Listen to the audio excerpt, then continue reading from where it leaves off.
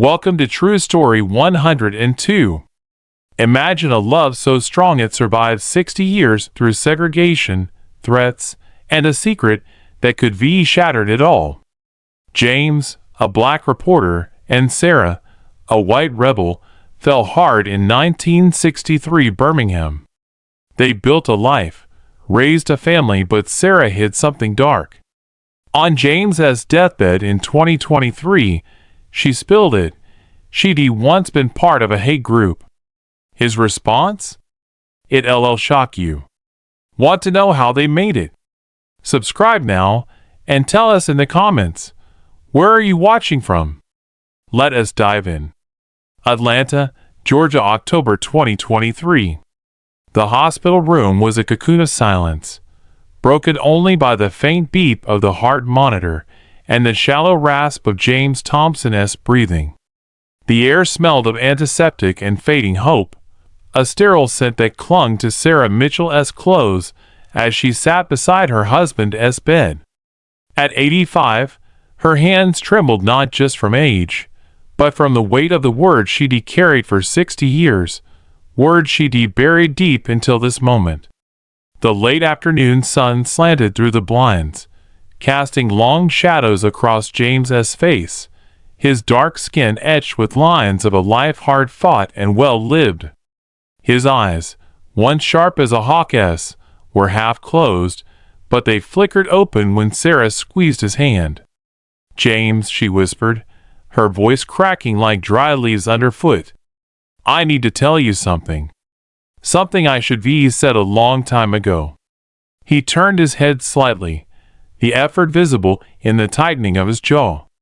At 88, his body was failing him, lungs struggling, heart faltering, but his gaze still held the quiet strength that had drawn her to him all those decades ago. He didn't speak, just watched her, waiting. Sarah's throat tightened. She'd rehearsed this 1,000 times in her mind, but now, with the end so close, the words felt like stones in her mouth. "Before I met you," she began, "back when I was 18, I did something I've regretted every day since. My father, he forced me into it. I joined a group that stood for everything you've fought against. They believed in segregation, in hate. I was part of it for a few months, James, before I ran, before I knew better."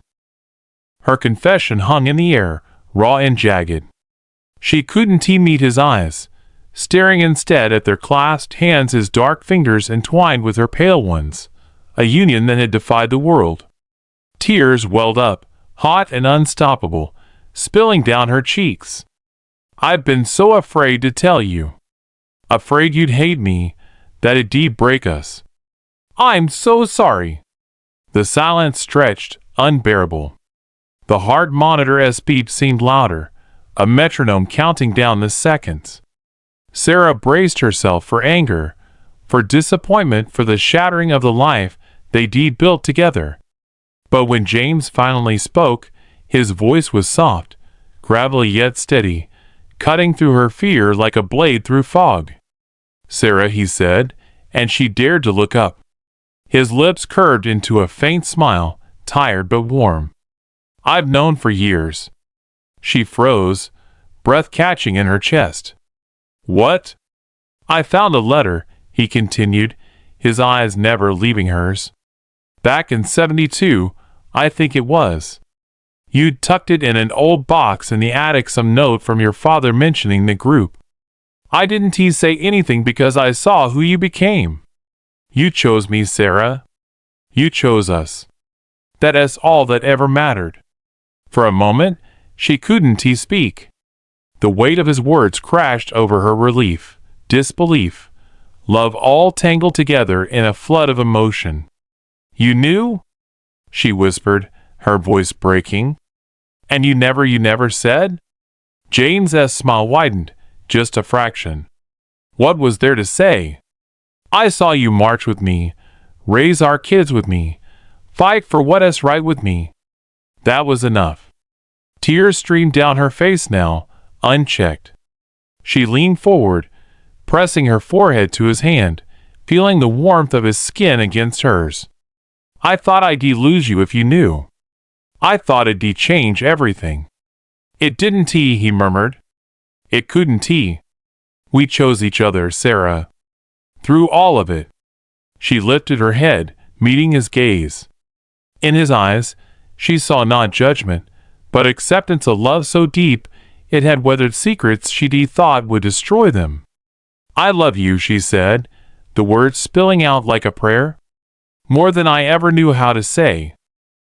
"I know," he replied, his voice fading to a whisper. "I love you too." That night, as the moon rose over Atlanta, James slipped away. His hand went slack in hers, the heart monitor flatlining into a single, endless note. Sarah sat there, still holding him, her sobs quiet but piercing. He was gone, but the truth had set her free to mourn him with a heart unburdened by the past. Yet their story didn't begin here, in this sterile room. It began 60 years ago, in a world on fire, where two souls found each other against all odds. Birmingham, Alabama, April 1963. The air in Birmingham was thick with tension, a humid haze laced with the shouts of protesters and the sting of tear gas. James Thompson stood on the edge of the crowd, notebook in hand, his camera slung around his neck. At 28, he was a wiry figure, tall, dark-skinned, with a mop of tight curls and eyes that missed nothing. As a reporter for the Birmingham Voice, a small black on paper, he made it his mission to document the civil rights movement, to give a voice to those the world tried to silence. That day, the streets were alive with marchers, men, women, children demanding an end to segregation. James scribbled notes, his pencil moving fast as he captured the scene, the banners swaying, the hymns rising, the police dogs snarling at the edges. Then he saw her. She stood near the front, a white woman in a sea of black faces, her blonde hair catching the sunlight like a flare. She couldn't have been more than 25, her blue eyes fierce with determination as she chanted alongside the others. When the police moved in, batons raised, she didn't flinch. Even as they grabbed her, dragging her toward a paddy wagon, she kept shouting, "Freedom now." Her voice cut through the chaos, sharp and unbroken. James snapped a photo before he could think, the click of the shutter instinctive. He didn't know her name, but something about her stuck with him, an enigma in a world where lines were drawn in black and white. Later, when the crowd dispersed and the arrests were tallied, he tracked her down. Her name was Sarah Mitchell, he learned, a volunteer with a local civil rights group. She'd been released with a warning, her pale cheeks smudged with dirt but her spirit undimmed. "I'm writing a piece about today," he said, approaching her outside the jail. His voice was low, cautious. "Crossing racial lines was something you did lightly in 63. Mind if I ask you a few questions?" She studied him for a moment, then nodded. "Only if you buy me a coffee first. I'm parched." He chuckled, surprised by her boldness. "Deal?" They found a diner on the edge of town, one of the few places that didn't blink at a black man and a white woman sharing a booth.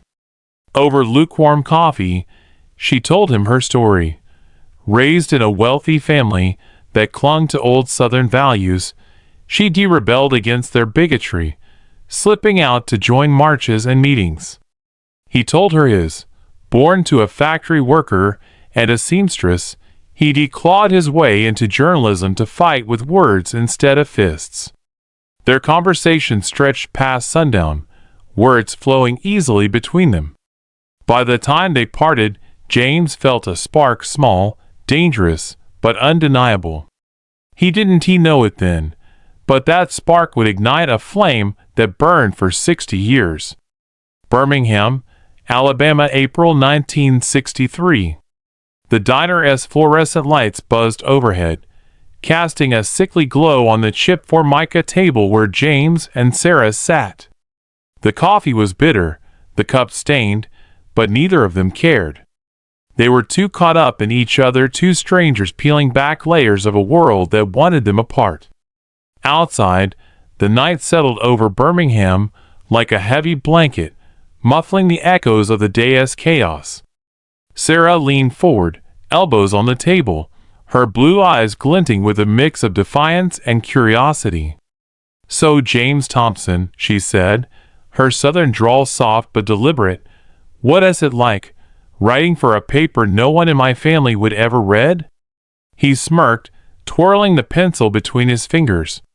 "It's like shouting into a storm. Sometimes you're not sure anyone hears. But I keep at it. Someone has got to tell the truth." She nodded, tracing the rim of her cup with a fingertip. "My father thinks the truth is whatever keeps his world spinning. He'd have a fit if he knew I was here." "Then why are you?" James asked, his tone light but probing. He leaned back, studying her, the way her shoulders squared, the way she didn't flinch under his gaze. Sarah hesitated, then met his eyes. "Because I'm tired of pretending. Tired of silk dresses and fake smiles. Out there today, with those people, I felt alive. More than I ever have in that big house on the hill." Her words hit him like a punch. He'd spent his life clawing out of the shadows poverty, prejudice, the constant hum of danger, and here was this woman, stepping out of privilege into the fire. It wasn't pity he felt, but something closer to respect. Maybe even admiration.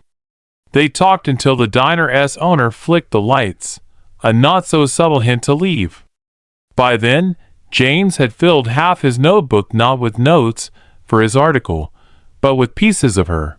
The way she laughed, sharp and unguarded, the stories of sneaking out to hear Martin Luther King speak, the quiet anger she carried toward a father who saw her as a doll to display. When they stepped into the cool night air, he offered to walk her home. "No need," she said, pulling her coat tighter. "Daddy's got eyes everywhere. I'll catch a bus." "Be careful," he said, and meant it. A white girl wandering alone after dark was risky enough. One tied to the movement was a target. She flashed a grin. "Always am." But she wasn't careful enough. 2 days later, James saw her again at another march, this time with bruises on her wrists. She brushed it off when he asked, but the tightness in her jaw told him more than words could. Someone, maybe her father, maybe a cop, had taken kindly to her defiance. That night, he wrote his piece, The Unsung Voices, spotlighting the courage of those who cross lines to stand for justice. Her name stayed out of it, but he knew she'd read it. Knew she'd see herself in those lines. Their meetings became a ritual: coffee after marches, late-night talks in backyards where no one would look. Each time, the spark grew, flickering into something neither could ignore. One evening, under a sagging oak tree, she reached for his hand. He froze, heart pounding, the weight of the world pressing down on that single touch. Then he squeezed back, and the line they'd danced around was crossed. Birmingham, Alabama, June 1963. Summer draped Birmingham in a sticky heat, amplifying the city's unrest. Protests swelled, churches burned, and the air crackled with a violence that felt inevitable.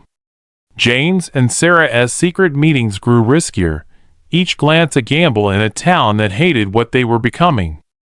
They stole moments where they could abandon lots, the back pew of a sympathetic church, anywhere the world's eyes couldn't reach.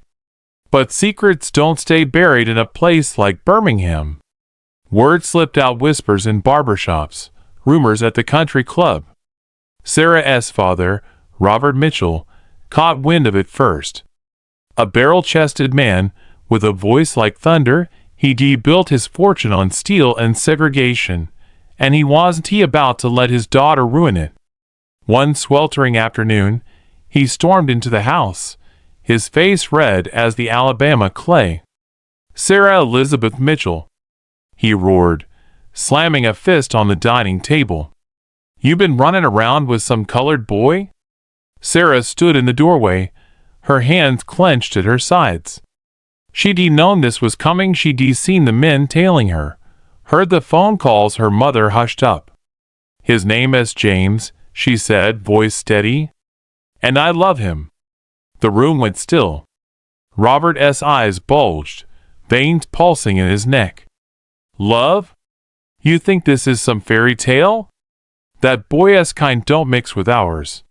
You're throwing away everything, your family, your future, for what?" "For what is right," she shot back. "You wouldn't understand." He lunged forward, grabbing her arm hard enough to bruise. "You listen here. I'll lock you in this house till you come to your senses. No daughter of mine is gonna shame me like this." She yanked free, stumbling back. "You can't stop me, Daddy." "Not anymore." That night, she packed a bag, just a few dresses, a photo of her late grandmother, and the courage she'd found in James. She slipped out the back door, heart hammering, and met him at the edge of town. He stood under a street lamp, suitcase in hand, his face a mask of resolve. "You sure about this?" he asked, voice low. "Once we go, there's no turning back." She nodded, stepping closer. "I'd never been sure." They boarded a Greyhound bus at dawn, bound for Atlanta, a city big enough to swallow them, to give them a chance. The ride was silent, their hands locked together, the weight of what they'd left behind pressing down but not breaking them. In Atlanta, they found a cramped apartment above a butcher's shop, the walls thin and the floors creaky. A week later, in a quiet courthouse with a bored clerk as witness, they married. No rings, no guests, just vows spoken soft and true. The first months were a blur of struggle. James took a job at the Atlanta Daily World, scraping by on a junior reporter's wage, while Sarah taught at a Negro school, her accent drawing stares, but her kindness winning trust. They learned to stretch every dollar, beans and cornbread for dinner, patched clothes, nights spent dreaming instead of spending. But they had each other, and that was a wealth no one could take. Rumors followed them, though. Letters arrived, some from Birmingham, some anonymous warning Sarah to come home, threatening James with words sharp as knives. One night, a brick shattered their window, glass raining onto the floor where their newborn daughter, Hope, slept. James stood over her crib, fists clenched, while Sarah swept up the shards, her face pale but unyielding. "We can't let them win," she said, voice trembling but firm. He looked at her, the woman who'd given up everything for him, and nodded. "We won T. Atlanta, Georgia, 1963 to 1980s. The break through the window was just the beginning. Atlanta might have been a fresh start, but it was TA's sanctuary. James and Sarah carved out their life in a city that tolerated them more than it welcomed them. The apartment above the butcher's shop became home, smelling of meat and sawdust, its walls paper thin, but it was theirs. Hope arrived in '64, a tiny girl with her father's deep brown eyes and her mother's stubborn streak. 2 years later, Martin followed, a quiet boy whose first word was why, a question that would define him. James threw himself into his work at the Atlanta Daily World. His articles, sharp, unflinching, caught the eye of editors and readers alike, though the pay barely covered rent. Sarah taught at Carver Elementary, a school for black kids in a neighborhood white folks avoided. She learned to ignore the whispers. Some parents called her naive, others a traitor, but the kids adored her, their gap-toothed smiles a balm for the exhaustion she carried home. Money was tight, always tight. They patched clothes until they were more thread than fabric, ate meals heavy on rice and light on meat. Nights were spent planning. James hunched over a typewriter, Sarah grading papers by lamplight. But there were moments of joy too, Hope's first steps across the creaky floor, Martin's laughter when James tossed him in the air. They built a family, fragile but fierce, against a world that didn't want them to succeed. The threats didn't stop. Letters kept coming, some scrawled in hate, others in cold precision. "Go back where you belong," one read. "You'll pay," promised another. James burned them in the sink, his jaw tight, while Sarah watched in silence. She never told him how her hand shook when she walked home alone, how she scanned every shadow for her father's men. Robert Mitchell hadn't given up. He said private investigators, distant cousins, anyone who'd report back. But she'd made her choice, and she'd be damned if she let him drag her back. The 70s brought change. James's career took off. He moved to the Atlanta Constitution, a bigger paper, covering civil rights victories and lingering injustices. Sarah earned tenure, her classroom a haven for kids who'd never had a white teacher care so much. They bought a house in '76, a modest bungalow with a sagging porch, but it was theirs, paid for with years of sweat. Hope grew into a firecracker, fierce and outspoken, while Martin turned inward, his questions sharper with age. But the past lingered. One night in '72, James found a letter tucked in a box of Sarah's old things, shoved in the attic after a move. Yellowed and brittle, it was from her father. "You'll regret leaving the League, Sarah." They don't forget. The League, he knew it well, a white supremacist group that had terrorized Birmingham in the '50s. His stomach churned. Sarah, his Sarah, part of that? He sat there, staring at the paper until dawn, the words searing into him. He didn't confront her. Not then. He watched her, instead saw the way she flinched at certain headlines, the guilt in her eyes when they talked about the movement's early days. He pieced it together. She'd been young, coerced, and she'd run from it. She'd chosen him over that hate. That was enough, he told himself. Enough to keep it buried, to let her carry it alone. But it gnawed at him, a quiet ache he never voiced. By the '80s, their life settled into a rhythm. Hope went to college, Spelman, a point of pride, while Martin studied engineering, his mind a maze of gears and dreams. James's hair grayed, Sarah's hands grew arthritic, but their love held steady. They fought sometimes over money, over the kids, over James working too late, but they always found their way back. The brick throwers faded, the letters stopped. The world moved on, and so did they, or so it seemed. Atlanta, Georgia, 1990s to 2010s. The years rolled by, each one layering their life with new textures. The 90s saw James rise to senior editor at the Constitution, his name synonymous with stories that cut deep. Sarah retired in '95, her knees too worn for classroom floors, but she tutored kids at the local library, her voice still steady as she taught them to read. Hope became a lawyer, fighting for the disenfranchised, while Martin designed bridges, literal ones, spanning rivers, and quiet ones, spanning silence between him and his father. Their bungalow grew crowded with grandkids, Hope's twins, loud and wild, Martin's daughter, shy and bookish. James built a swing set in the backyard, his hand slower but sure, while Sarah baked pies that filled the house with cinnamon and warmth. They were a family, imperfect, loud, alive, and that was a victory no one could take away. But beneath it all, the secret smoldered. Sarah carried it like a stone in her chest, heavier with time. She buried it deep, convinced herself it didn't matter, not after all they built. Yet it surfaced in quiet moments, when James wrote about Klan rallies, when Hope railed against systemic racism, when Martin asked about her childhood and she changed the subject. She'd been 18, scared, and her father's voice had been law. "It's your duty," he'd said, dragging her to meetings where men in hoods preached poison. She hated it, their eyes, their words, but she stayed until she couldn't until she run. She never told James. Couldn't he? He was her rock, her fire, the man who faced down hate with a pen and a will of iron.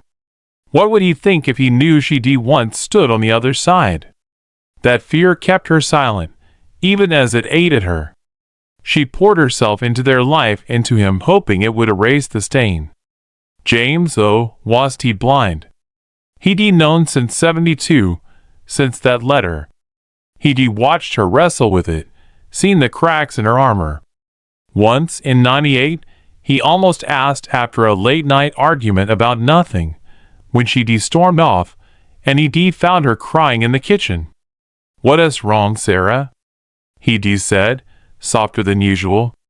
She'd shaken her head, smiled through tears, and said, "Just tired." He let it go. He always let it go. The 2000s brought quieter years.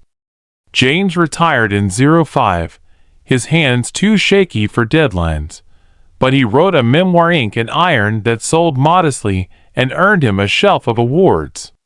Sarah's tutoring turned into storytelling, kids crowding around her at the library for tales of marches and hope. Their grandkids grew. Hope's twins headed to college. Martin's daughter won science fairs.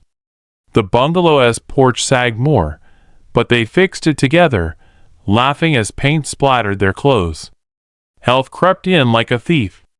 James's lungs weakened, decades of Atlanta's smog, he joked, while Sarah's arthritis worsened, her fingers curling inward.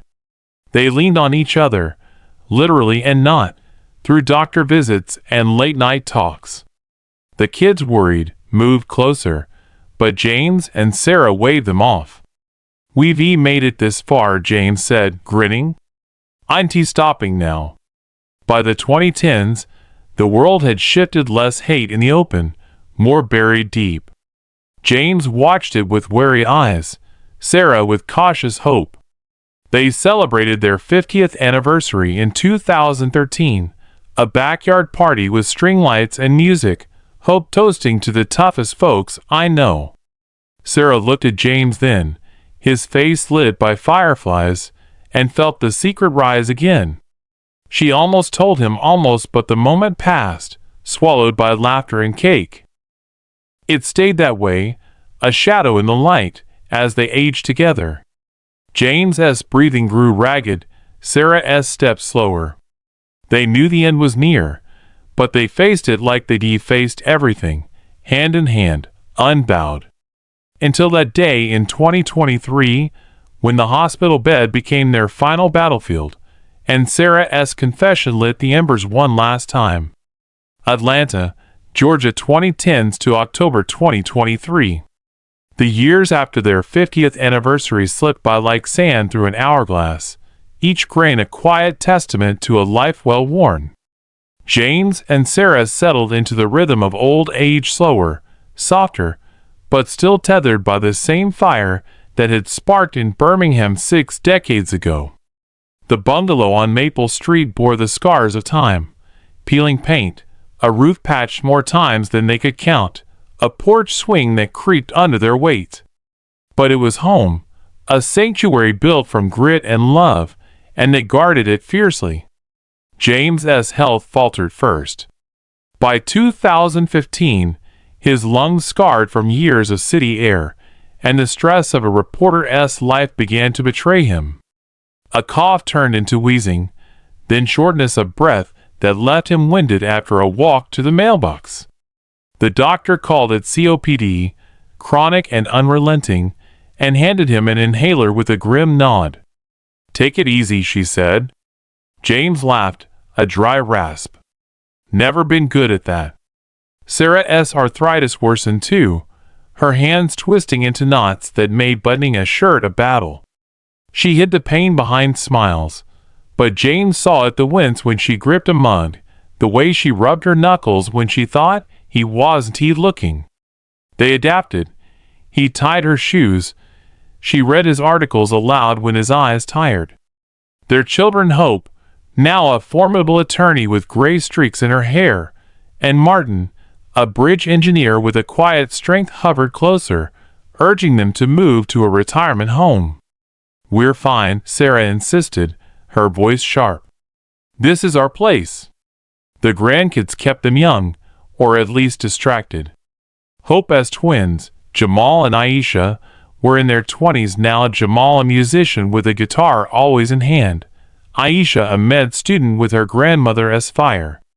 Martin's daughter, Lena, was 16, a whip-smart girl who sit at James's feet, listening to his stories of marches and newsrooms. "Tell me about the dogs again, Grandpa," she'd say, and he'd oblige, his voice weaving history into something alive. But the past wasn't just in stories, it lived in Sarah's silence. The secret she'd carried since '56 grew heavier as the years piled on. She'd see it in the news, old footage of hooded men, documentaries about the civil rights fight, and feel it claw at her chest. She'd been part of that hate, however briefly, however unwillingly. Her father's voice still echoed, "You're a Mitchell, Sarah. Act like it." She'd run from it, built a life against it, but the shame never left. She watched James's pride in their family, his tireless fight, and wondered what he'd say if he knew. Would he look at her differently? Would the flame they'd tended for so long flicker out? James hadn't forgotten either. That letter from '72 stayed with him, a ghost in the attic he never banished. He'd seen her guilt subtle, buried, but there in the way she avoided certain conversations, the way her eyes clouded when their grandkids asked about her youth. He'd wanted to ask, to ease her burden, but he couldn't bring himself to break her silence. She'd chosen him, he told himself. That was enough. Yet as his body weakened, he felt the weight of what they hadn't said, a quiet regret he kept locked away. By 2020, the world shifted again, pandemic lockdowns, protests in the streets, echoes of '63 in a new key. James watched from the porch, too frail to join, while Sarah knitted masks for neighbors, her hands trembling but determined. They leaned on each other more, their routines a lifeline. Coffee at dawn, news at noon, stories at dusk. "We've seen worse," James said one night, his voice a wheeze. Sarah squeezed his hand. "And we're still here." The decline came fast in 2023. James's lungs gave out in stages, first a hospital stay in March, then oxygen tanks at home by summer. By October, he was bedridden, a husk of the man who'd once chased stories across state lines. Sarah stayed by him, sleeping in a chair beside their bed, waking at every cough. The kids came often, Hope with meals, Martin with repairs, but the air grew heavy with what they wouldn't say. Goodbye was near. On October 15th, James took a turn. His breathing grew ragged, his skin clammy. The doctor, a young woman with kind eyes, called it end stage. "Days, maybe," she said softly. Sarah nodded, dry-eyed, and sent the kids home. "I need him to myself," she told Hope, who hugged her tight and left without a word. That afternoon, alone with him, Sarah felt the secret rise like bile. She couldn't let him go without the truth, not after 60 years, not with the end so close. She pulled her chair closer, her heart pounding, and took his hand. His eyes fluttered open, hazy but fixed on her. "James," she began, voice breaking, "I need to tell you something." He didn't speak, just watched her, his grip weak but there. She told him everything. The group, her father's coercion, the months of shame before she'd fled. "I was 18, she said, tears spilling. "I hated it, but I stayed until I couldn't. I've been so afraid you'd hate me for it." The room stilled, the oxygen tank hissing faintly. She waited, braced for a shift, a fracture. But James smiled, a slow, tired curve of his lips. Sarah, he rasped, I've known for years. Her breath caught. What? That letter, he said, each word a labor. Found it in 72. In the attic. I didn't say anything because I saw you. You chose us. That's all I needed. She stared at him, stunned. You knew? All this time? He nodded, barely. Saw it in you too, the guilt. But I loved you anyway. Always will. The dam broke. She sobbed, pressing his hand to her cheek, feeling the warmth of him against her tears. I thought I'd lose you, she whispered. I thought it'd ruin us. Never, he said, voice fading. We chose each other. That's enough. She leaned in, forehead to his, and whispered, I love you, James. More than anything. He murmured it back, a breath against her skin, and they stayed like that, two souls entwined as the sun dipped low. That night, he slipped away. The heart stopped, the room went quiet, and Sarah held him until the nurse came. He was gone, but the truth had freed them both in those final hours.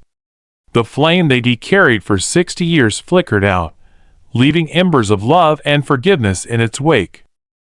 Atlanta, Georgia, October 2023 to spring 2024. The morning after James died, the bungalow felt like a hollow shell. Sarah woke in the chair beside their bed, her neck stiff, her eyes swollen from tears that had dried sometime in the night. The sheets still held the shape of him, his broad shoulders, his long legs, and she couldn't bring herself to smooth them out. The oxygen tank stood silent in the corner, a relic of his final days, and the absence of its hiss was louder than any sound she'd ever known. Hope and Martin arrived at dawn, their faces etched with grief. Hope, ever the fixer, started brewing coffee, her hands moving on autopilot, while Martin sat beside Sarah, his quiet presence a comfort she didn't know she needed. He went peaceful, didn't he? He asked, voice low. Sarah nodded, her throat tight. He did? We talked? He knew everything, Martin. And he forgave me. Hope turned from the stove, eyebrows raised. Knew what, Mama? For a moment, Sarah hesitated. She carried the secret so long it felt like a part of her, a shameful limb she'd learned to hide. But James's words echoed in her mind. We chose each other. That's enough. She took a breath and told them about the league, her father's coercion, the months of hate she'd escaped. She told them how she'd feared losing James, how she'd confessed on his last day, and how he'd known all along. Martin's jaw tightened. A flicker of anger in his eyes gnawed her, but at the past she'd endured. Hope crossed the room, kneeling beside her. You carried that all this time? She asked, voice soft. Mama, why didn't you tell us? I couldn't, Sarah said, tears welling again. Not until I told him. And then it was too late for anything else. Hope hugged her, fierce and unyielding, while Martin squeezed her shoulder. He loved you, he said simply. That's what matters. The funeral was small, held a week later under a gray October sky.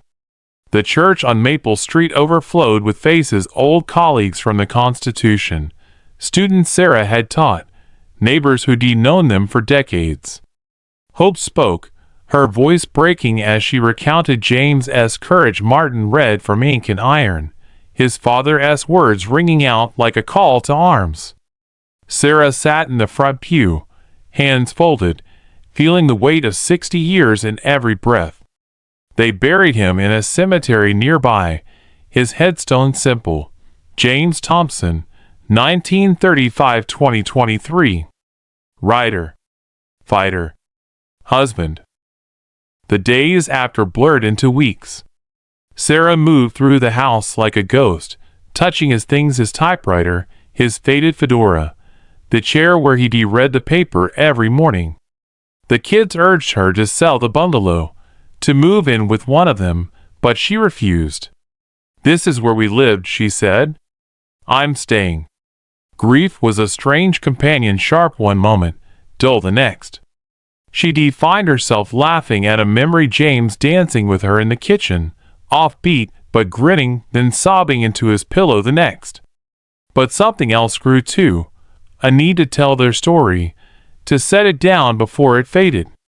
James had written his truth in articles and books, now it was her turn. In November, she started. She pulled an old notebook from the attic, one James had given her decades ago, its pages still blank, and began to write.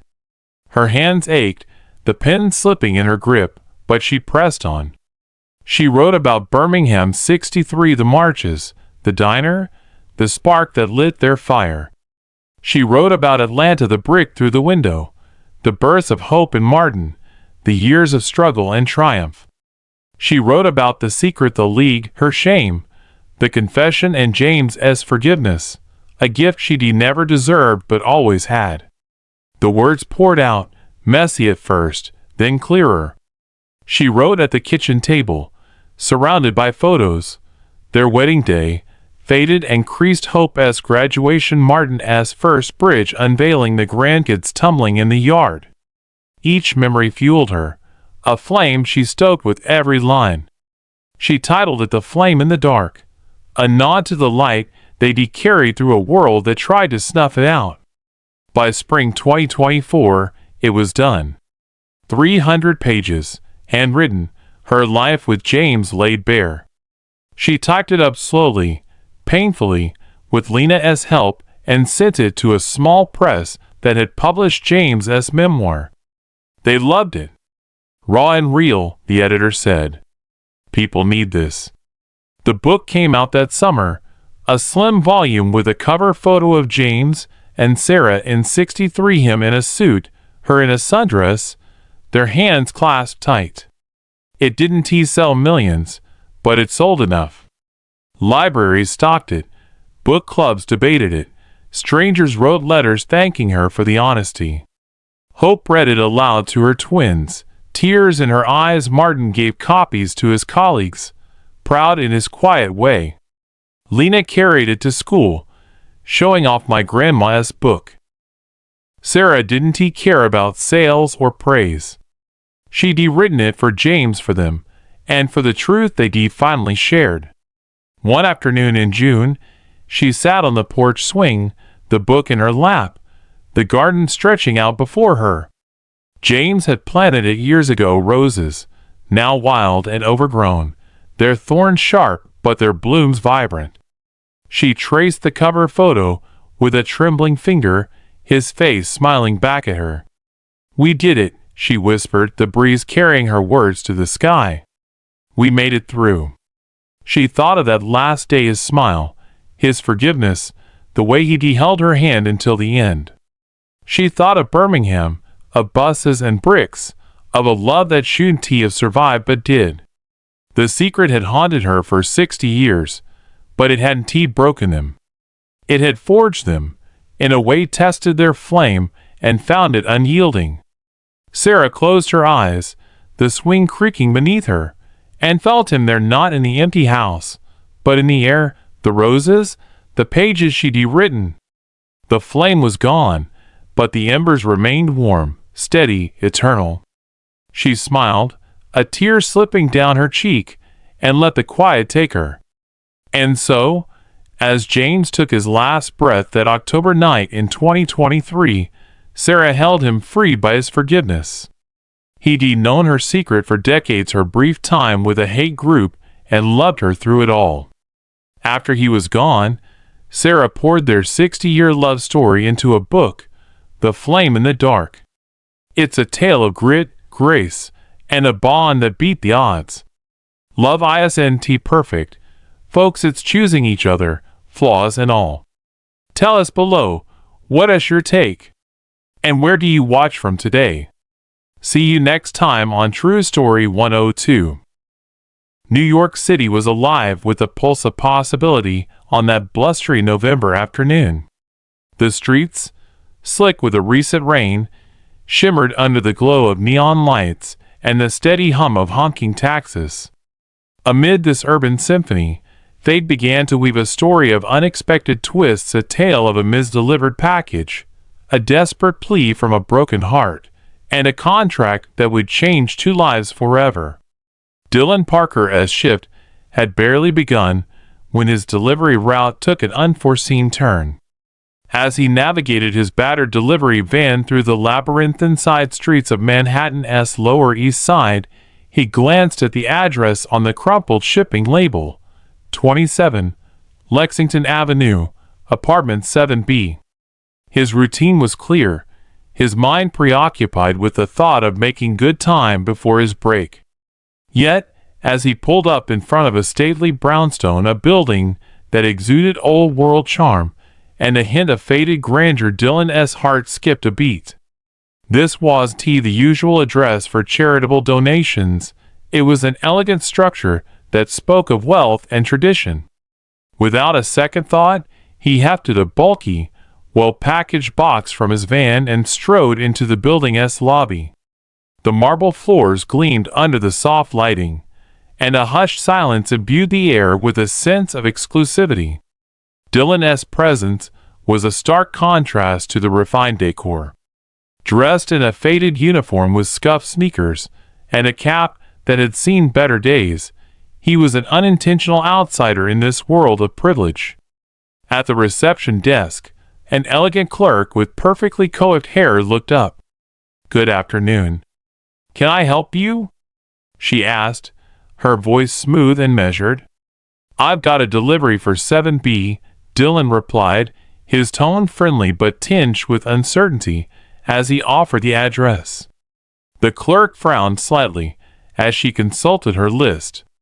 "That address is for the Monroe residence," she said slowly, "but Miss Victoria Monroe isn't expecting any deliveries today." Her eyes narrowed ever so slightly, as if questioning the validity of his presence. Before Dylan could protest or explain, a flurry of activity erupted in the lobby. The door swung open abruptly, and a woman whose presence commanded immediate attention entered. Victoria Monroe, the former beauty queen whose captivating smile had once graced magazine covers, appeared like a vision in an opulent emerald gown that clung to her statuesque figure. Her eyes, usually so composed and proud, now held a spark of both distress and determination. "Who is this?" Victoria demanded, her voice low and controlled yet edged with urgency.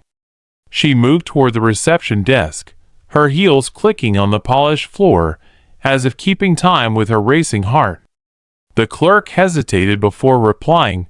"Ms. Monroe, this gentleman claims to have a delivery for your apartment." She motioned toward Dylan, who stood awkwardly to the side, clutching the box like a lifeline. Victoria's eyes swept over him, a man who looked every bit the part of a humble delivery driver, with a warm smile and earnest eyes that betrayed his nervousness. The contrast was striking. Here was a woman burdened by the weight of expectation and tradition, and here was a man whose simplicity radiated sincerity. The moment crackled with an unspoken intensity, as if the universe had conspired to bring these two disparate lives together. "I don't recall ordering anything," Victoria said, her gaze flickering from the box to Dylan. "But if you must deliver it, please do." Yet the way her voice trembled suggested that her words concealed deeper meaning. Dylan offered a tentative smile. "I'm sorry if there's been any mistake. I just follow the instructions on the package." He extended the box toward her, the plastic wrapping rustling softly. At that moment, an elegant woman with a knowing smile stepped forward from a nearby group. Charlotte, one of Victoria's closest friends and a former beauty queen herself. "Oh, Victoria," she said, her tone both teasing and sympathetic, "you must be under a lot of pressure these days." Charlotte's eyes danced with mischief as she exchanged a glance with another friend, hinting at secrets and inside jokes known only to their inner circle. Victoria sighed and brushed a stray lock of hair behind her ear. "You have no idea, Charlotte," she murmured, her voice barely audible. "My mother, she is gravely ill. And now, as if the universe is conspiring against me, my family is breathing down my neck about finding a husband. They insist that a proper marriage is the only way to restore our honor and keep our reputation intact." Charlotte's eyes widened with concern. "Oh, Victoria, that is terrible. And here you are, drowning in family expectations while trying to keep everything together." Her voice softened with genuine care. Dylan, who had been listening quietly, felt his heart ache for the woman before him. Although he had no idea of her inner torment, her words resonated deeply with him. He had always believed that the trappings of wealth were hollow compared to the richness of genuine human connection. Later that evening, the grand lobby of the Monroe residence had transformed into a temporary haven for a select group of family members and close friends. In the midst of the hushed conversations and clinking champagne glasses, Victoria retreated to a quieter corner of private sitting room adorned with dark wood paneling and soft, ambient lighting. Her mind was swirling with conflicting emotions: the pressure to secure a proper match, the need to shield her ailing mother from scandal, and the overwhelming desire to break free from the suffocating expectations that had defined her existence for so long.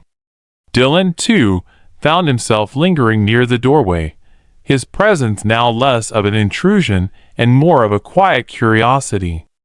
It was as if fate had drawn him into a sphere where he was not merely a delivery man, but a potential catalyst for change. Unable to resist the pull of that magnetic energy, Victoria beckoned him over with a subtle tilt of her head. "Dylan, could you join me for a moment?" she asked softly, her voice laced with a mixture of urgency and vulnerability. Dylan approached, his eyes meeting hers with a respectful sincerity. "Of course, Ms. Monroe," he replied, though a part of him already sensed that the formalities were about to give way to something more profound. Victoria took a deep breath, steadying herself.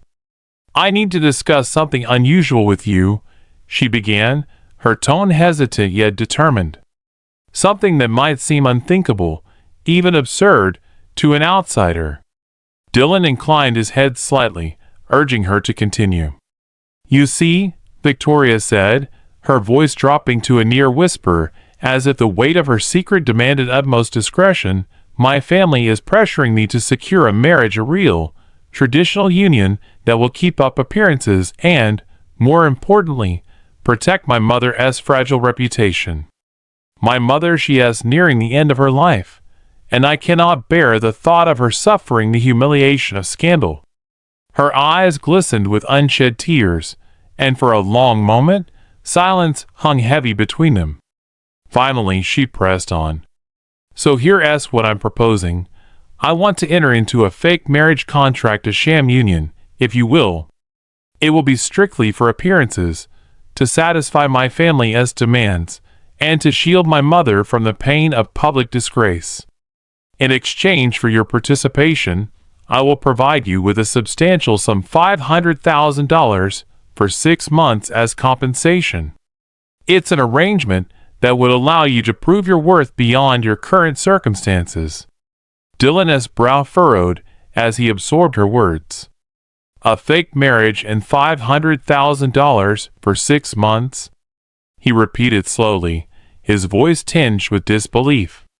"Ms. Monroe, I'm just a delivery man. I never imagined. Why me?" Victoria's eyes softened, and she reached out, placing a gentle hand on his arm. "Because, Dylan, I have seen something in you that others overlook. You possess a sincerity, a humility, and a strength that the world rarely values. You come from a background that is often dismissed by people like me. And I believe that beneath the surface of your everyday life lies a potential that, if given a chance, could change everything." The gravity of her proposition settled over them like a thick fog. Around the room, muffled conversations and clinks of glasses continued, oblivious to the private drama unfolding in that secluded space. Dylan's eyes searched hers, seeking reassurance in the vulnerability that she so candidly displayed. Victoria, it's a lot to take in. I'm honored, truly, but I need to understand the terms clearly. This contract you're asking me to be your husband in name only, for 6 months, in exchange for $500,000? Victoria nodded, her expression resolute. Yes. The agreement is straightforward. We'll act as husband and wife in public, attend social events together, and maintain the facade required by my family and the public. In private, however, you are free to live your life as you see fit. No emotional strings, no cohabitation obligations beyond what is necessary for appearances. It's a business arrangement, and I assure you, everything will be laid out in legal terms. Dylan's mind raced as he considered the implications. The offer was extravagant, even absurd in its generosity, and yet there was an undeniable allure to the challenge. And you believe that this arrangement, this fake marriage, will satisfy your family? That it will keep your mother's honor intact? Victoria's voice wavered slightly. I have no other choice. My family's expectations are suffocating, and my mother's condition leaves me with little time. I must do everything in my power to protect her from scandal and preserve our reputation. If this contract can achieve that, then I'm willing to risk everything, even my heart, on it. A heavy silence enveloped them as Dylan weighed her words. Finally he spoke, his voice steady with quiet conviction. Victoria, I never imagined I'd be asked to do something like this. But I believe in the idea that there is more to a person than what meets the eye. If you truly think I'm the man to help you navigate this difficult path, then I'll accept your proposal. A subtle smile played at the corners of Victoria's lips, a mixture of relief and hope. Thank you, Dylan. I promise you, this isn't about exploitation or deceit. It's about survival, about protecting what truly matters, and perhaps, in the process, discovering a part of ourselves we never knew existed. Over the next hour, the two of them sat together in that dimly lit sitting room, drafting the preliminary terms of their fake marriage contract. Victoria retrieved a pristine notebook and a fountain pen from an ornate desk drawer, and together they scribbled down the details: the 6-month term, the financial compensation of $500,000, the public obligations they were required to fulfill, and the clear boundaries that would preserve their individual lives outside the facade. Their conversation was punctuated by thoughtful pauses and occasional bursts of laughter as they navigated the absurdity and gravity of their arrangement. At one point, Victoria leaned back in her chair and looked directly at Dylan. I must confess, this isn't just a business transaction for me, she said softly. It's a desperate bid to reclaim my life from the relentless expectations of my family. I'm tired of pretending, tired of being forced into a role that isn't truly mine. And I'm scared, Dylan. I'm scared of what my family will say, of what the world will think. But most of all, I'm scared for my mother. I can't bear the thought of her suffering any longer. Dylan's eyes glistened with empathy as he reached out to squeeze her hand gently. Victoria, I can't imagine the pain you're going through. I've seen the way people judge based on appearances, and I've always believed that true worth comes from within. I'm here to help you whatever it takes. And if this contract can be the bridge that gets you the time and space you need, then I'm honored to be part of it. Their dialogue wove a tapestry of raw emotion and unspoken understanding of promise that transcended the mere exchange of money and legal documents. It was a pact forged in the crucible of desperation, yet imbued with the potential for transformation. As the formalities of their contract took shape on the page, a sense of anticipation filled the room. Outside, the night deepened, and the sounds of New York City, its car horns, murmured conversations, and distant sirens seeped through the thick walls of the old building. Inside, Victoria and Dylan had, in that fleeting moment, established an alliance that defied societal norms and expectations. It was a union built not on romance, but on mutual necessity and a shared belief that authenticity was worth more than any facade. When at last they finished writing, Victoria carefully read back the terms. This contract states that for the next 6 months, we will present ourselves as husband and wife in public. I will pay you $500,000 as compensation for your time and cooperation. We will attend all the necessary events together, maintain the appearance of a genuine marriage, but beyond that, we are free to lead separate lives. Is that correct? Dylan nodded, his gaze unwavering. Yes, that is correct. And I understand that this is solely for appearances to protect your family's honor, and to give you the space to care for your mother without the burden of scandal.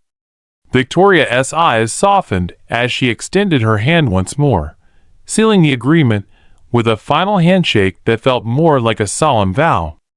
Then let it be so, she murmured. Our fates are now intertwined, not by love, at least not yet, but by necessity. And perhaps, as we navigate these 6 months, we might discover something far more genuine than either of us could have ever anticipated. Dylan managed a small smile. I look forward to finding out, Victoria. Let us face this challenge together. With the contract signed and the weight of their decision hanging in the air, the two of them stepped out of the quiet sitting room and rejoined the festivities. As they moved through the grand hall, their eyes met those of onlookers who had heard whispers of their unusual arrangement. Some faces betrayed curiosity, others skepticism, but none could deny the palpable energy between the two unlikely partners. Over the course of that evening, as the charity gala unfolded in a series of elaborate speeches, sumptuous dinners, and unexpected performances, Victoria and Dylan began to play their roles with a surprising grace. They shared whispered jokes during dinner, exchanged knowing glances at the orchestrated photo sessions, and even engaged in impromptu dialogues that bridged the gap between two worlds so different yet inexplicably connected. At one point during a break in the festivities, while standing on a balcony that overlooked the city's shimmering skyline, Victoria confided in Dylan once more. Do you ever wonder, she asked softly, if our lives could have turned out differently? That perhaps we could have met under other circumstances, without the weight of obligation or the pressure of family expectations? Dylan considered her question thoughtfully, his eyes fixed on the sprawling urban landscape below. I do, he admitted. I often dream about a world where people are valued for who they are, not for what they represent on a glossy magazine cover or a bank statement. I came from a place of privilege, but I chose a simpler path because I wanted to know what life really means. And tonight, seeing you, I can't help but feel that there is more to your story than what everyone sees. Her gaze softened, and for a brief moment, the contract and the obligations that bound them seemed to fade into the background. Perhaps, Victoria whispered, this arrangement will teach us both what it means to be truly free, if only for a little while. As the night wore on, their conversations grew deeper, the playful banter evolving into earnest reflections on life, love, and the courage to defy convention. The fake marriage contract, initially conceived as a desperate measure to shield a family from scandal, began to take on a life of its own, a symbol of the possibility that even the most unlikely unions might spark genuine transformation. By the time the gala drew to a close, New York City had settled into a quiet, contemplative calm. Victoria and Dylan, now bound together by an unorthodox pact, stood side by side as the crowds dispersed into the cool night. Their future was uncertain, the terms of their agreement both a burden and a promise. But as they stepped out into the darkened street, the city lights reflecting in their eyes. Both felt a stirring of hope, a hope that in the coming months, amidst the challenges and the unexpected joys, they might discover that even a contract born of necessity could blossom into something extraordinary. And so, under the watchful gaze of a city that never sleeps, their journey began, a journey of 6 months that would test their limits, reveal hidden truths, and ultimately challenge everything. The gala's sumptuous ambience, once a stage for refined elegance and measured conversation, had suddenly turned into a battleground for condescension and disdain. In a lavish corner of the Grand Astor Hotel's ballroom, beneath the glitter of crystal chandeliers and the soft strains of a live quartet, the true nature of high society was on full display, a display of subtle cruelty masked by polished smiles and genteel laughter. Victoria Monroe, resplendent in her midnight blue gown and the epitome of refined grace, had long since earned her title as a former beauty queen and successful businesswoman. Yet tonight, her polished facade was compromised by the undercurrents of family expectations and the venomous mockery of those who considered themselves her social equals. Among them was E.B.F., a razor-tongued friend whose laughter was as sharp as it was condescending, and the rest of the Monroe family, whose eyes never missed an opportunity to belittle anyone who didn't fit their image. At the center of this maelstrom of scorn was Dillon Parker, the unassuming delivery man whose very presence seemed to defy the rigid boundaries of their glittering world. He stood awkwardly at the reception desk, having just completed an errand that had inadvertently upended the evening's polished routine. Clad in a faded uniform and wearing a cap that appeared to have weathered many New York winters, Dillon's every feature, his round face, his sincere smile spoke of honest, unpretentious labor. Yet to the Monroes and their circle, he was nothing more than an amusing aberration. "Really, Victoria," drawled Evelyn B. Franklin, known simply as E.B.F. among her circle, with a voice that dripped with derision, "I can't help but wonder what exactly you see in a man like him. A delivery man, of all people. It's almost laughable." She tilted her head, letting her perfectly manicured fingers trace an invisible line along the rim of her champagne glass, her eyes glinting with a mixture of disbelief and calculated cruelty. Victoria's smile wavered for only a moment before she recovered with practiced elegance. "Evelyn, must you always be so harsh? I assure you, there's more to a man than his occupation or his appearance." Her tone was measured, yet there was a tremor of defensiveness hidden beneath her refined exterior. E.B.F. snorted softly. "Oh, darling, please. It's not about his character, though I'm sure you'd like to imagine him as some kind of rugged hero. No, it's about appearances. And honestly, how do you expect your family to view this charade? Our dear Victoria, once the Queen of Beauty, now parading around with a common delivery man as her husband in contract? It's scandalous." Her voice carried a mocking lilt that sent ripples of suppressed laughter through a nearby cluster of onlookers. Across the room, Victoria's father, a stern man with a meticulously groomed mustache and eyes as cold as polished marble, added his own weight to the criticism. "This is a disgrace to the Monroe legacy," he declared in a low, measured tone that cut through the murmurs. "Our family name is built on tradition and honor. To stoop so low as to associate with someone of such humble origins, especially for a ruse, is unacceptable."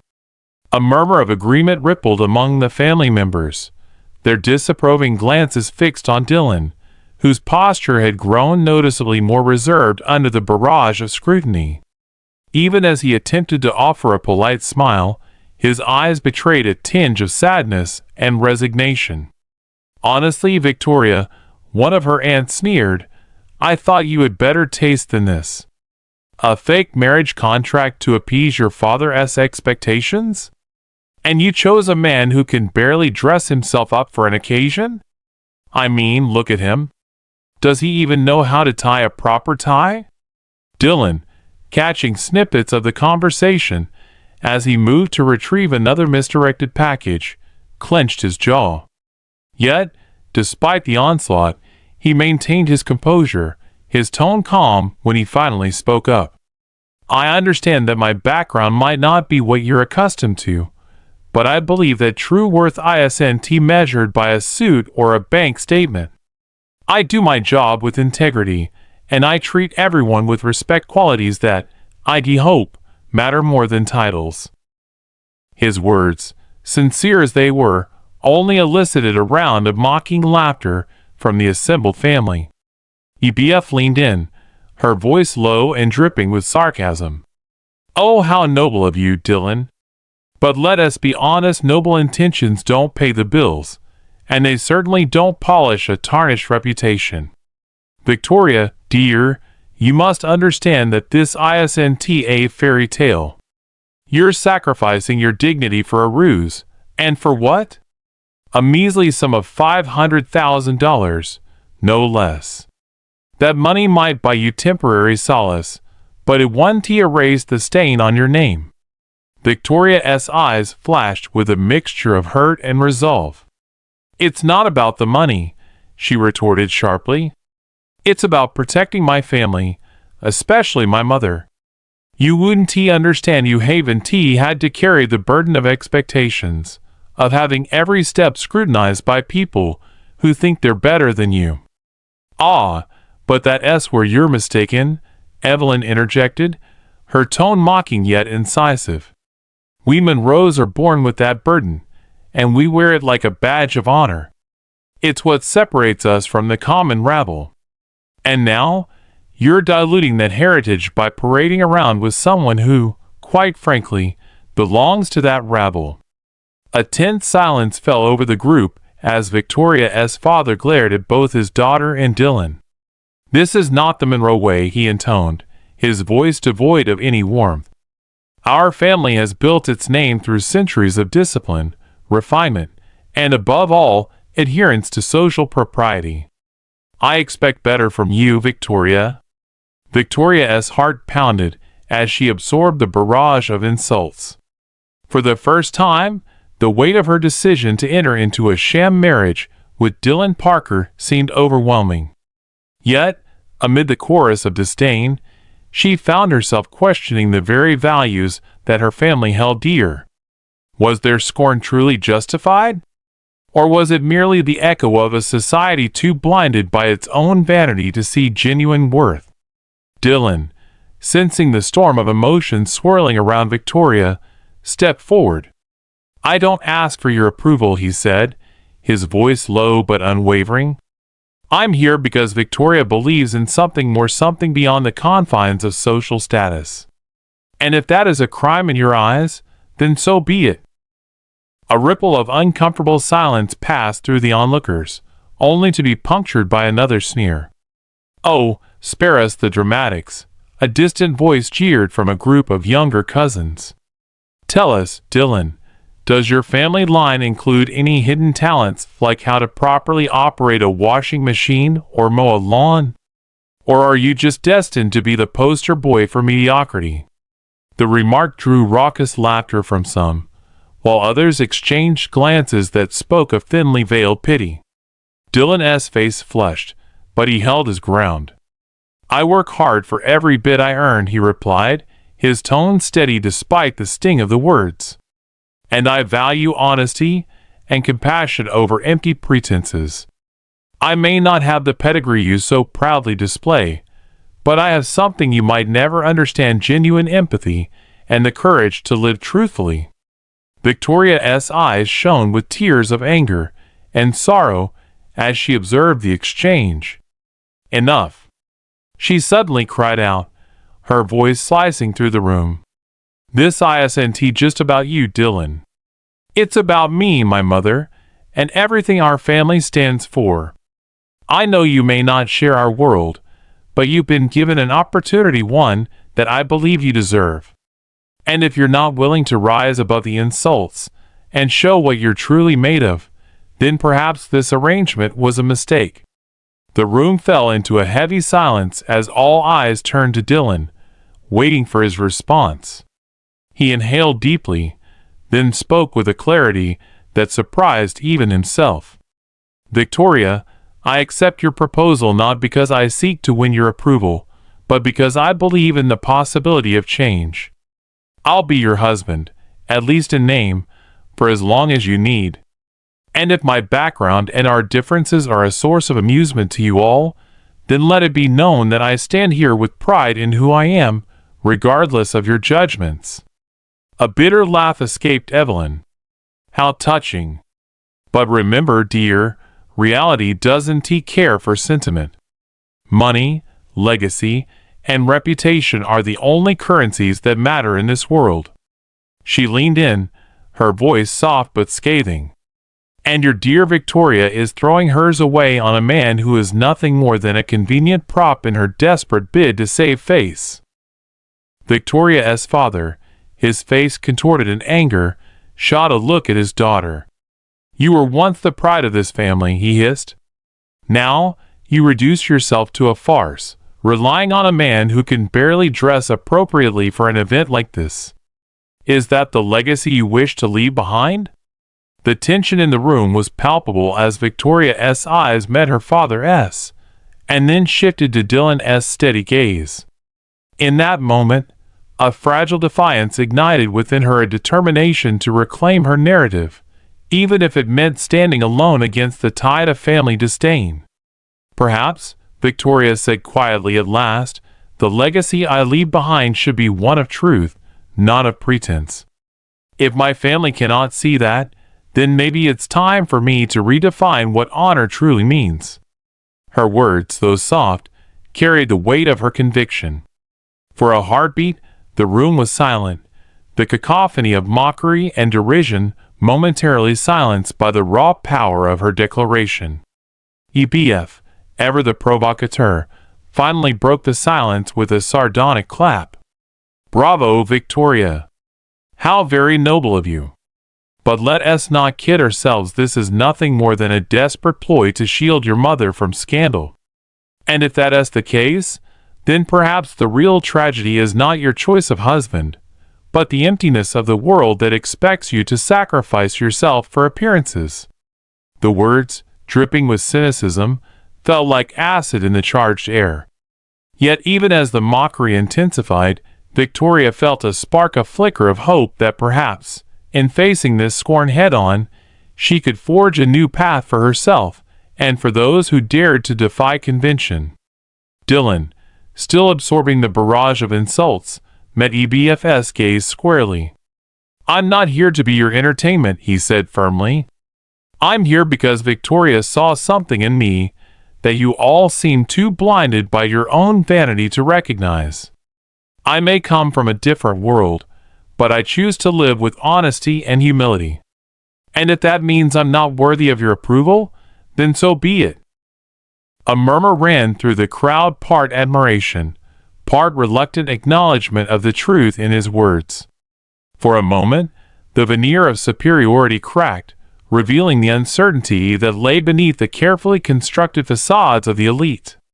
In the days that followed, as the scandal of the fake marriage continued to ripple through New York's social circles, Victoria and Dylan found solace in private conversations that grew more passionate and revealing. Away from the prying eyes and biting tongues, they discussed dreams, fears, and the possibility of forging a life on their own terms, one that was not dictated by the cruel metrics of wealth and status. One quiet afternoon, in the shadow of Central Park's ancient trees, Victoria confided in Dylan while they sat on a secluded bench. "Every day, I feel the weight of their expectations, my family, EBF, and everyone who believes that my value is measured by my past glories. I want to break free from that, Dylan.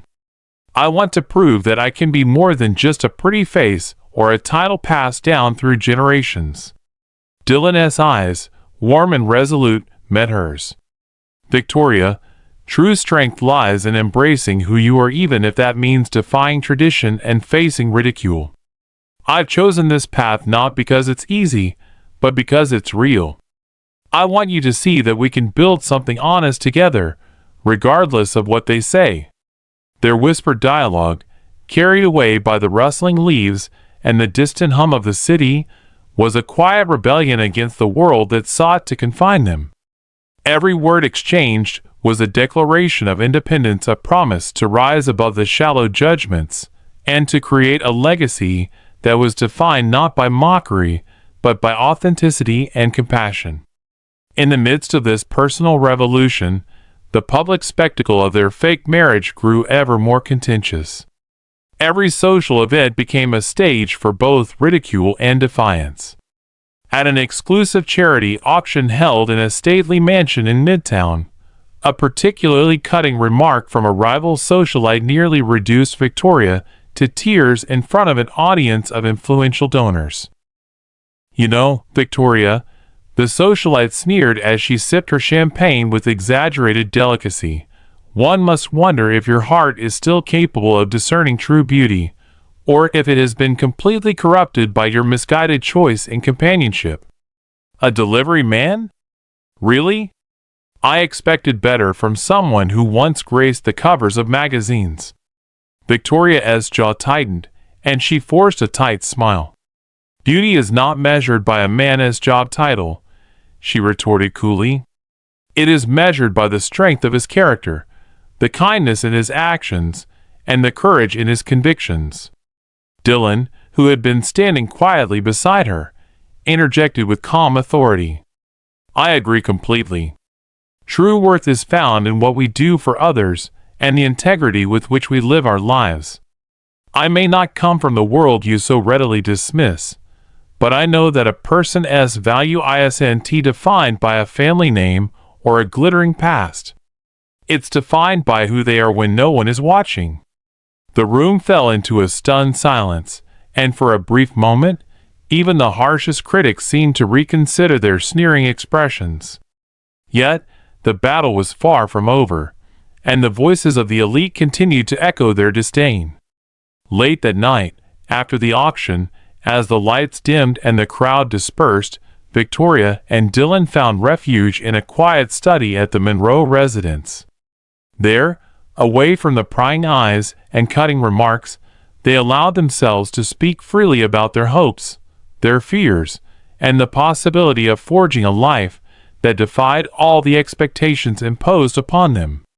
"I sometimes wonder," Victoria murmured, her voice trembling with emotion, "if I'll ever be able to escape the judgment of my family, of society.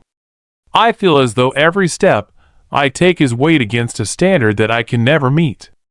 Dylan reached across the desk, his hand warm against hers. "Victoria, you are more than the sum of their expectations.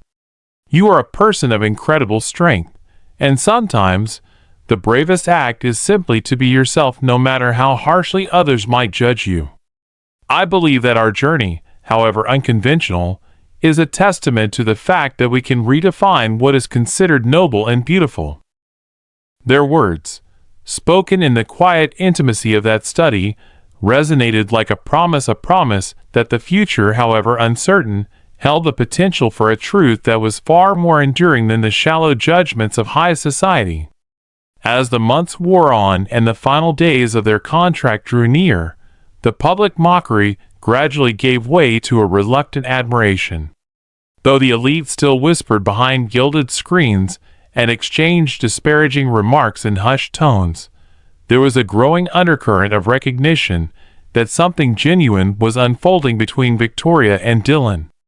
Their partnership, born of necessity, sustained by defiance, and nurtured by honesty, had become a symbol of hope for those who dared to dream of a world where authenticity reigned supreme.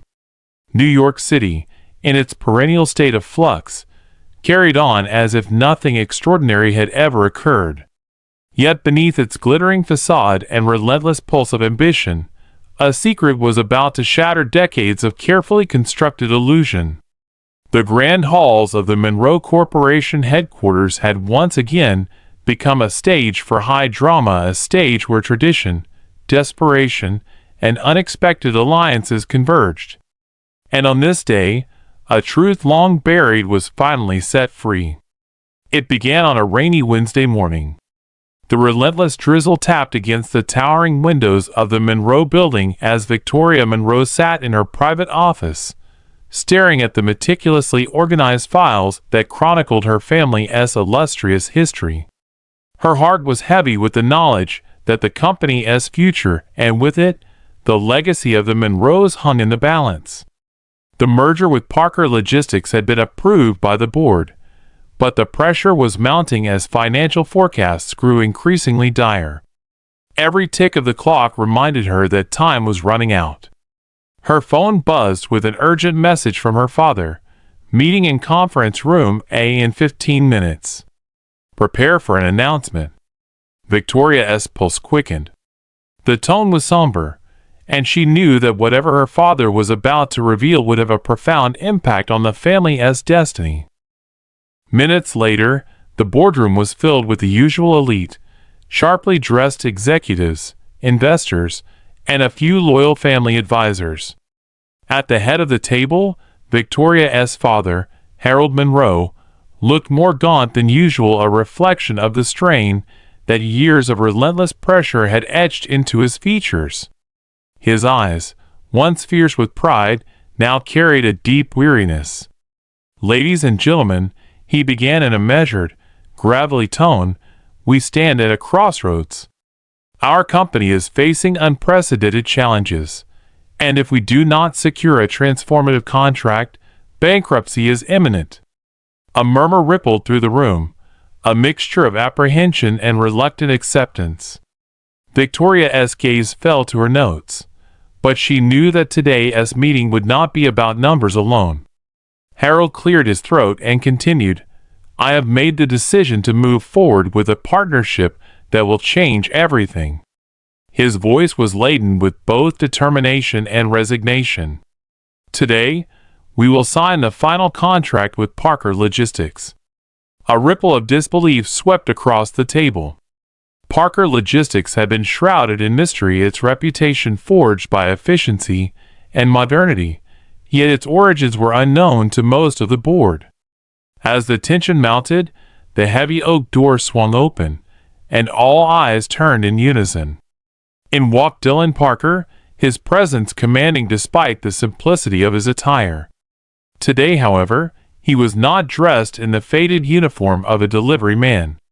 Instead, he wore a tailored navy suit that clung to his robust frame with surprising elegance. His eyes, deep and resolute, swept across the room with an air of quiet confidence. There was something about him, a presence that radiated not only competence, but a hidden legacy.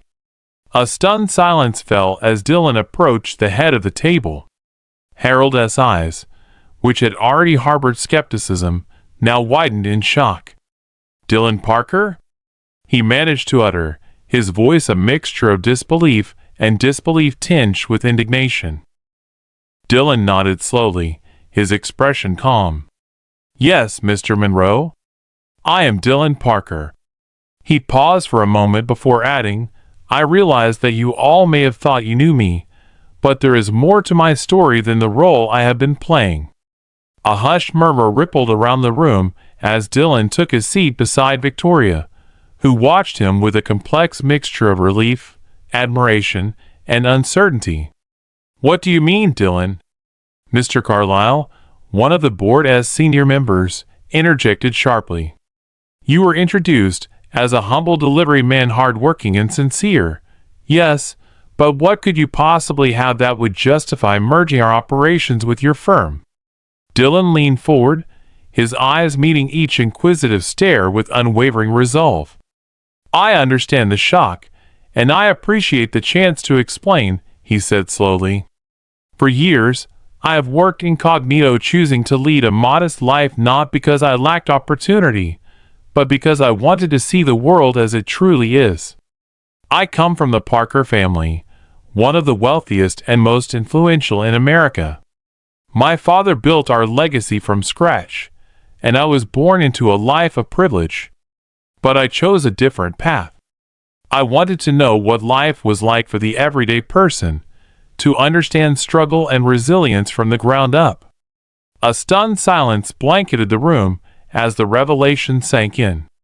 Murmurs escalated into incredulous whispers.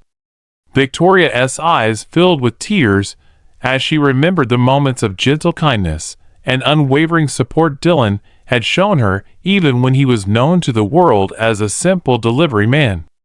"Are you saying," Harold began, his voice trembling, "that you have been living a lie? That the man we all pegged as a delivery man is actually the heir to an American fortune?" Dylan nodded, his tone steady despite the gravity of the moment. "Yes, Mr. Monroe. I deliberately chose to downplay my family's wealth to experience life unfiltered by privilege. I believe that in doing so, I could forge genuine connections and build a business founded on real values that are in line with the innovative approach we now need to save your company." A mixture of shock, anger, and grudging admiration contorted the faces of the board members. Mr. Carlyle, who had been one of the fiercest critics, leaned back and crossed his arms. "This is preposterous. You have been hiding behind a false identity all this time? And now you expect us to believe that you're not only capable of running a logistics company, but that your firm is the solution to our impending crisis?" Dylan's gaze swept the room, pausing on each skeptical face. "I ask you to look beyond the superficial and consider the results," he said, his voice rising with fervor. "Parker Logistics has revolutionized our operations with state-of-the-art technology, streamlined processes, and a commitment to integrity that no other firm can match. I built this company on the foundation of hard work and determination, qualities that have allowed us to overcome challenges that many thought insurmountable. My background, however humble it may have seemed, has given me a perspective that your company desperately needs in these turbulent times." Victoria rose to her feet, her voice ringing clear through the charged silence. "For too long, we have clung to traditions that have become our shackles," she declared, her eyes blazing with defiance and compassion. "Our legacy is not just about wealth and status, it's about adaptability, innovation, and above all, authenticity. Dylan's revelation is not a betrayal of our values, it is an evolution. He has chosen a path of genuine human experience, and that is exactly what we need if we are to survive in this modern world." A heated debate ensued. Harold Monroe's face hardened as he argued, "This is an affront to everything our family stands for. How can we trust a man who has concealed his true identity, whose very essence is built on subterfuge?" Dylan met his father's accusations with calm determination. "Mr. Monroe, I did not hide my identity out of deceit. I hid it to understand what it means to be truly human, to work among those who do not have the luxury of privilege. I have seen both sides of the coin. I know the importance of legacy, and I also know the value of resilience and empathy. My actions have always been guided by a desire to create a better, more honest way of doing business." The boardroom erupted into a cacophony of voices, some condemning, others cautiously optimistic. But as the debate wore on, a slow transformation began to take place. One by one, the board members began to recognize the undeniable success Parker Logistics had achieved. Financial reports, once filled with bleak forecasts, now painted a picture of a company on the rise, thanks in no small part to Dylan's unconventional leadership. In a decisive moment that silenced even the harshest critics, Mr. Carlyle leaned forward and said, "Ms. Monroe, Mr. Parker, I propose we put this matter to a vote. Let us decide once and for all if the merger with Parker Logistics is in the best interest of the Monroe Corporation." After a tense silence, the votes were cast. The result was overwhelming, though not without a few dissenting murmurs. The board approved the merger. A wave of relief swept through the room, punctuated by hesitant applause and a few genuine smiles. Harold Monroe's eyes, though still guarded, softened slightly as he regarded Dylan, a man who had turned what many had seen as a flaw into a formidable strength. After the meeting, in the hushed corridors of the corporate headquarters, Victoria and Dylan found a moment of quiet reprieve. Standing together in a small anteroom lined with ancestral portraits and quiet memories, Victoria looked up at Dylan with a mixture of gratitude and lingering uncertainty. "Dylan," she began softly, "I never imagined this revelation would come to light in such a dramatic fashion. I was terrified of losing everything, our legacy, our reputation, but you've given me hope that we can redefine what it means to be a Monroe." Dylan's gaze was gentle and unwavering as he reached out to take her hand. "Victoria, I know the truth may be hard to accept, especially when it challenges everything you've been taught to believe. But I have always believed that authenticity is the most powerful force we possess. I didn't want to be trapped by the gilded cage of my family's expectations, and I chose a life where I could learn, grow, and truly understand what matters. I want to prove that the values of hard work, honesty, and compassion are worth more than any name or fortune." Her eyes shimmered with unshed tears as she whispered, "I want that too, Dylan. I want to build a future that honors our past without being shackled by it, a future where we can be real, even if it means facing the scorn of those who cannot see beyond appearances." Over the next few weeks, the merger began to work its transformative magic. Parker Logistics integrated seamlessly with the Monroe Corporation, bringing with it a wave of innovation and efficiency. The once dismal financial forecast slowly turned optimistic, and the public narrative began to shift. Newspapers and financial magazines heralded the merger as a bold, forward-thinking move, one that promised to rescue a storied legacy from the brink of collapse. At a celebratory gala marking the successful merger, the atmosphere was charged with cautious hope. In the opulent ballroom of a historic Manhattan hotel, Victoria and Dylan took the stage together. The room, once filled with whispered ridicule and disdain, now buzzed with anticipation for the future. Victoria addressed the assembled guests with a voice that resonated with newfound authority. "Tonight, we celebrate not merely the survival of a legacy, but its rebirth," she declared. "We stand at the intersection of tradition and innovation, where the values of the past meet the promise of the future. Our decision to partner with Parker Logistics is not an abandonment of who we are, but an evolution, a recognition that true strength comes from embracing change." Dylan followed, his tone warm and resolute. "I come from a background that many assumed was nothing more than humble origins, but I have learned that true worth is measured by the integrity of one's actions and the resilience of one's spirit.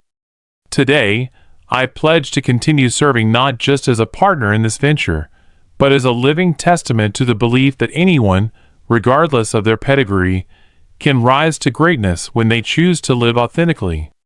The applause that erupted was thunderous, a mixture of genuine admiration, relieved optimism, and perhaps a touch of disbelief that a story so unlikely could have a happy ending. Even Harold Monroe, who had been a pillar of stoic resistance, allowed himself a brief nod of approval as he observed his daughter and Dylan standing united. Later that evening, as the gala wound down and the guests began to depart into the cool Manhattan night, Victoria and Dylan retreated to a quiet balcony overlooking the city's shimmering skyline. The night air was crisp, carrying the soft hum of distant traffic and the muted sounds of a city that never truly slept. Victoria leaned against the balcony railing, her eyes reflecting the myriad lights below. "Dylan," she said, her voice barely above a whisper, "I never thought I'd see the day when our world would come together like this, a former beauty queen, a legacy on the brink of collapse, and a man from a hidden lineage who chose to live among us. It feels like a miracle." Dylan smiled gently, wrapping an arm around her shoulders.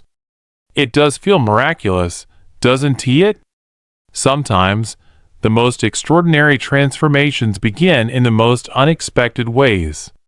I chose to leave behind a life of comfort because I wanted to understand what it meant to be truly alive. And in doing so, I discovered that the path to greatness isn't paved by wealth alone, it's paved by the courage to embrace life as uncertainties and to stand by the ones you love. Victoria's gaze softened. I'm still scared, Dylan. I'm scared of what my family might say when they learn the full truth about you and about what we've built together. But I also know that I can't let fear dictate my life any longer. He pulled her close, his voice firm yet tender. We'll face it together, Victoria. The truth, however harsh, has a way of setting us free. Our journey, this merger, this partnership is only the beginning. Let those who doubt us say what they will, the legacy we create will speak for itself. In that moment, with the city's lights flickering like distant beacons of hope, Victoria and Dylan made an unspoken promise to one another. They vowed to build a future where authenticity triumphed over pretense, where legacy was redefined not by superficial wealth, but by genuine human connection and integrity. Over the following months, the new alliance between Monroe Corporation and Parker Logistics transformed into a beacon of innovation and resilience. Victoria spearheaded initiatives to modernize the company, integrating cutting-edge technology with sustainable practices, while Dylan's visionary leadership infused the business with a culture of empathy and accountability. Together, they not only saved a storied legacy, but also reshaped the way the business world viewed tradition and progress. Public opinion shifted as well. Where once there had been scorn and derision from the elite, there emerged a cautious admiration for the bold move. Media outlets, once critical of Victoria's unorthodox choices, now celebrated the merger as a paradigm shift and narrative of redemption, hope, and the power of unlikely alliances. One crisp evening at a follow-up press conference held at the newly renovated Monroe headquarters, Victoria and Dylan stood side by side before a sea of reporters and flashing cameras. Victoria spoke with conviction. Our journey has taught us that true legacy is not static. It is ever evolving, shaped by our willingness to adapt and by the courage to embrace change.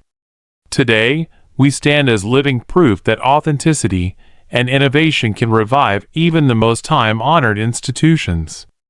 Dylan added, I am proud to say that my company, built on humble beginnings, has proven that integrity and hard work can bridge the gap between worlds. Together, we are forging a future that honors our past while boldly stepping into a new era of possibility. The room erupted in applause, a resounding affirmation of the success of their partnership and a hopeful message to others who dared to challenge convention. In that moment, as cameras flashed and voices of praise filled the air, Victoria and Dylan knew that the trials they had endured, the mockery, the secrets, and the desperate measures had been the very crucible in which a new legacy was forged. Later that night, as they celebrated with close friends and loyal employees at an intimate rooftop gathering overlooking Central Park, Victoria found herself reflecting on the twists of fate that had led her to this point. The cool breeze and the distant glow of the city served as a reminder that every ending was simply the precursor to a new beginning. Dylan, she said quietly, toasting him with a glass of champagne, I never imagined that a misdelivered package and harsh words from high society would lead to this. You've shown me that the truth of who we are is far more important than any title or fortune. Dylan's eyes sparkled with warmth and understanding. Victoria, I chose this path not because I wanted to defy expectations for the sake of defiance, but because I believed in a world where every person is valued for their true self. I'm grateful that our paths crossed, and that together we can build something lasting, a legacy not of mere wealth, but of hope and transformation. As the celebration continued into the early hours of the morning, Victoria and Dylan's journey, once marked by deception and necessity had blossomed into a tale of resilience, redemption, and genuine partnership. The revelation of Dylan's true heritage, once a source of scandal and derision, had become a turning point that united two worlds and redefined what it meant to be part of a legacy. In the days that followed, the once skeptical board members, even Victoria's most entrenched critics, began to recognize the extraordinary change that had taken place. The Monroe Corporation's financial outlook improved steadily, and investors praised the innovative synergy between tradition and modernity. Behind the scenes, the merger sparked a cultural shift that extended beyond business. It inspired a broader conversation about authenticity, humility, and the power of unexpected alliances. On a final, serene afternoon before the anniversary of the merger, Victoria and Dylan met once more on the balcony of the Monroe headquarters. The city spread out beneath them, a testament to the relentless spirit of New York, while the setting sun bathed the skyline in hues of gold and lavender.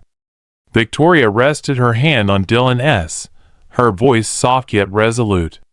"We've come so far, Dylan. Today, I see that our legacy is not defined by the glimmer of wealth or the weight of tradition, but by the courage to embrace who we are, flaws, dreams, and all. I'm no longer afraid of what others might say, because I know that our truth is worth more than any criticism." Dylan's smile was tender and full of promise. "Victoria, every day with you has taught me that true greatness comes not from where we come from, but from how we choose to live our lives. I'm honored to be by your side, and I look forward to every new challenge and every new opportunity to prove that together we can build a future that shines brighter than the past." In that moment, as the city whispered promises of tomorrow and the gentle murmur of hope filled the air, Victoria and Dylan embraced a future that defied convention, a future where legacy was not inherited by birth, but earned through the courage to live authentically and love unconditionally.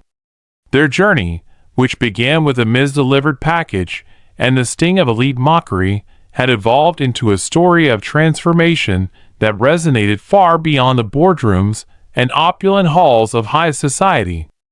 It was a story that celebrated the triumph of the human spirit over prejudice, the power of unexpected alliances, and the timeless truth that every person, regardless of their origins, holds the potential to change the world. And as New York City continued its ceaseless dance of lights and dreams, Victoria and Dylan looked out over the horizon, knowing that the legacy they were building together was not just a rescue of the past, but the birth of a new era, a future where authenticity and hope reigned supreme, and where even the most unlikely unions could change the course of history. The end.